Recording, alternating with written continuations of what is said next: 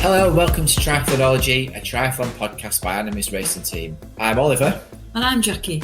We are a mum and son coaching team who have changed our lives through the sport of triathlon. Our podcast aims to break down the mysteries of triathlon training and show you, the listener, how simple and flexible it can be so that it really does become part of your lifestyle and not just a hobby.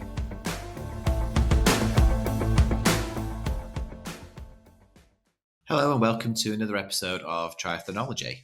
I'm Jackie Saxon. And I'm Oliver Saxon, and together we're a mum and son coaching team who offer no-nonsense triathlon training and advice from Yorkshire.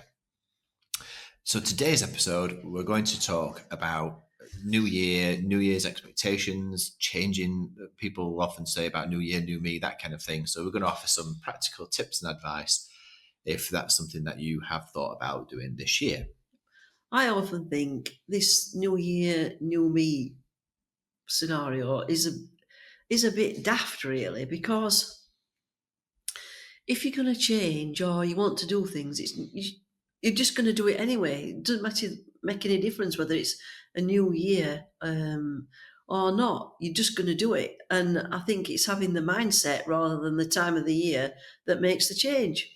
Yeah, I agree that it is a mindset thing because you can start in October rather than wait another 2 months to January. There's nothing magical about the 1st of January other than that it's a new year, or nothing magical about 31st of December to start then either. Like, it's just a question of deciding what you want to do and putting a plan together and going to do it rather than saying, oh, well, I'll just start on the 1st of January. Start when you get the idea to do it. Yeah, because it's all about setting your intentions, and if you want to achieve something, then you need to plan it out, because there's an old saying that is it a plan without goals is just a plan or something, whatever, but you need to have everything defined, because if you don't have that, then you've got nothing to aim for. How do you measure if you don't know what it is that you're aiming for? So, for example, for me, for instance, this year, I am going to do a 70.3. And that's going to take a lot of training, especially from where I am at the moment. So I have written down exactly what I want to do. So unless you've got it written down, and then also you share it with your coach, then, helps you put a plan together. You might as well, just tear a piece of paper up. Yeah. So the first thing you've got to do really is set your goal or goals. What are they going to be? And how are you going to define what your goal is? Is it going to be you want to complete a triathlon? Like we've been in email communication with somebody who just wants to complete a triathlon this year. Is it going to be that you want to beat your personal best from last year, or beat a certain time for an event at a race that you're going to do? And is it that you want to qualify for Great Britain, or to go to Kona, or the World Championships, or whatever it might be? What is your specific goal? And do you have other goals around that? It might just not be triathlon related goals. It might be, I want to spend more time doing more specific sessions so that I spend less time doing triathlon training and I get to have more time with my family or with my other interests. Or it might be, how do I want to keep up my level of fitness, but I want to incorporate some other things into my life. These are also perfectly acceptable goals for people to work towards. Yeah. So, like, for example, if you want to become stronger and build some muscle, or make sure that you're a lot more robust when it comes to injury, and you want to incorporate some strength training into your routine, well, how many sessions are you going to do a week? Who are you going to do them with? That sort of thing. You need it all written down, and what do you want to achieve by doing that. So once you've decided what your specific goals are and the things that you're going to target, you've then got to drill down that a bit further and say, well, how I need to define steps along the way as being cleaner and specific targets to aim towards that goal. So it might be, I want to go under 5 hours for a 70.3 or half Ironman distance event. And you'll think, okay, so to do that, I would like to hit 270 watts while I'm riding along. Okay, so then we have to plan, how long have you got between setting that goal and getting to your event, Getting to the start line, and yeah. then how we increase those watts and by what date we want to hit 1 watt and the next we want to hit some more, etc. And build it up from that so we can put together a specific and detailed target into what you want to do. It might be something as simple, I want to lose a couple of stone just through doing triathlon. Okay, so how are we going to do that? How are we going to plan that together? How are we going to measure it? And what does that look like on a month, 90-day, half a year basis? Yeah, so for example, like Oliver said, if you wanted to drop some weight, well, then you can't just stop eating, because you would need to make sure that you're getting enough calories to be able to complete your training sessions. But you always need to be in a calorie deficit as well if you're going to lose weight. So how do you manage that? Are you going to eat 1,500 calories? Are you going to eat 2,000 calories? So, and that will determine how long it will take you to lose that weight. So that's like what Oliver says is you need to have it all written down so that you know which milestones you're going to be hitting. If you get in the car and you want to go somewhere that you've never been before, chances are nowadays you'll use some sort of mapping software on your phone rather than when we used to go places with my dad in the car, we'd have an A to Z atlas get out and you'd have to try and work out what road you're going to go down. Yeah, But yeah, we remember that. this is exactly the same. So you've got to have a map that's going to show you how you're going to get from where you are now to where you want to arrive, and the different stop-offs that you're going to do on that road and how long it's going to take you to get there are all things that you ought to um, factor into these specific targets that you've got along the way, but also towards the overall goal that you're reaching towards. So, and you will hit obstacles along the way. There'll be roadworks. There'll be an Potholes. accidents, all sorts of different things that you think, oh, I can't do it because of X, Y, and Z, or this has got in my way, or whatever. But having that plan written down will keep you on task because you think, right, I might not be able to do it today, but if I jig that around and then I can do that, I can make sure that I do it for tomorrow or the week after, then you're always going to try and stop on track. And it's also about keeping your motivation up. Mm. Yes, and how you manage that motivation throughout the year, because there'll be periods of time where you won't feel as motivated because you're tired, or children are poorly, or having a difficult time at school, or managing people's activities, or that you are really busy at work, and how you manage that because you might work in a seasonally affected business where you're really busy up until the spring and then it gets quieter in the second half of the year. So all these things will push on your time and your motivation. And that's when you have to sort of go back to your goal and say, okay, so I want to achieve X, but I also can sort of reasonably anticipate that this is going to happen.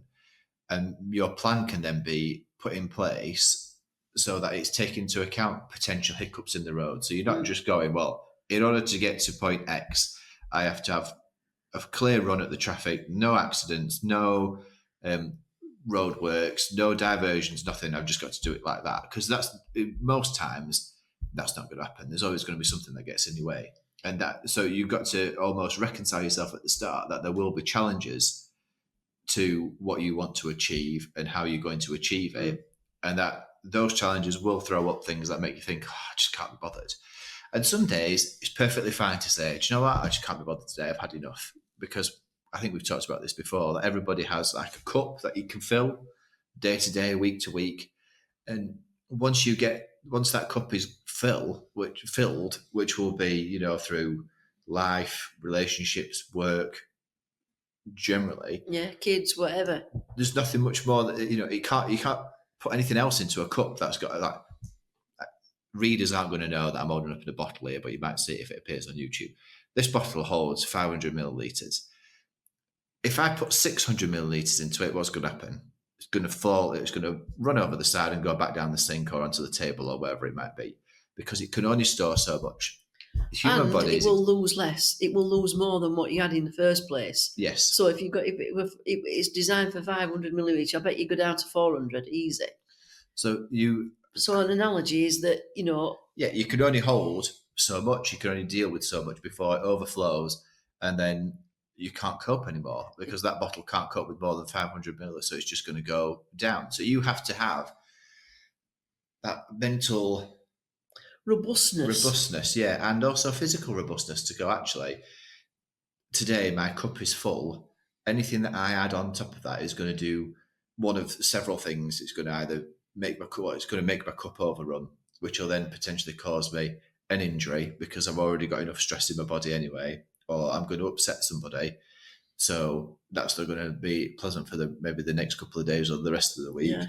Or I'm going to miss this deadline at work, and so then I'm going to have consequences from that. And sometimes those things that go off in your life normally have to take priority over triathlon. Because we are not professionals. And even if you are, sometimes those things Well, happen. yeah, even for professionals. I mean, look at Lucy Charles Barkley, what she's had to cope with this last 12 months. And it's not gone smoothly for her. But she achieved a goal in the end because she stuck to a plan. Yeah. So it is possible, but what you'll need is a plan. You'll need to work out your waypoints along that plan, and then just be kind to yourself. If things don't necessarily stick to that plan and you have to take a diversion down an A road rather than staying on the motorway, well, that's fine. Life happens. You just don't beat yourself up about it. Because I'll say that as somebody who regularly does beat himself up about it. But you know you shouldn't do. And that's the difference between a coach and an athlete, isn't it? That knowing that you should be encouraging your athletes to not make those kind of anguishable decisions where they're going to be frustrated with themselves, because life happens, it gets in the way. And also, I think maybe it's an idea to think having little at your points where you take stock and you think, where am I going? What about just giving yourself a little treat? Maybe it's a day off. Maybe it's a new top or a new pair of trainers or something like that just gives you that extra boost to carry on. But also, when you're at that stop, have a look back at where you've come from. Yeah. Because it's all very easy to sort of focus on where am I going, and until you get to that point, not really judging your efforts as being a success. But if you get to a point and you think, well, where have I actually come from, that's quite an achievement in itself. Christopher Columbus did not try and find America. He was looking for China. But what did he find? Cuba instead. So was that a failure? No. He discovered Cuba. Was it where he wanted to go? No. So it's all about perspective, really. Yes, he didn't reach where he actually thought he was going to go, but he did get somewhere that then, for good or for bad, discovered things that was then useful. So him reflecting on that actually would probably be a worthwhile journey that he made, even though it wasn't the intended journey that he made. Just to finish off this episode, perhaps we should talk about what our goals and ambitions are for this year. Well, as I've just said, my number one goal for 2024 is to complete a 70.3. And note, I said complete. I just want to complete it. If I do well, that's fantastic. But after knowing what the last 3 years have thrown at me, I think to be able to get round and complete it, well, for me, would be a massive win. And that's what I'm aiming for. We're all both doing the same 70.3 at London, so I would like to be able to go under 6 hours if I can, but largely that depends on what happens at work and getting that sorted, I think. And my diary was sorted regarding that, which I'm in control of, so I should be able to do. But I just want to be able to put my trainers on or go to the start line and feel fit, healthy, enjoying it, and ready to go. That's and every event that I do this year, I want to feel fitter than I did at the last. I think the other thing that we both talked about last night, Oliver, was just being able to put our trainers on and go running around this particular lake near where we live and just feel normal and run normal and just feel good about running. For me, again, that's one of my secondary goals. Just be able to go out and think, okay, I look like, I look and feel like a runner, and I'm somewhere where I can, you've got a reference point with where you are in the past and where you are now. So I would say that that really in training, but really, as long as I can put my shoes on for an event and I am feeling fitter than I was at the last event, then that would be my goals for this year. So, I've been Jackie Saxon. I've been Oliver Saxon. This has been an episode of Triathlonology, and we'll see thee. Thank you for joining us today. See you next time. See you then. Or as we say in Yorkshire, see thee.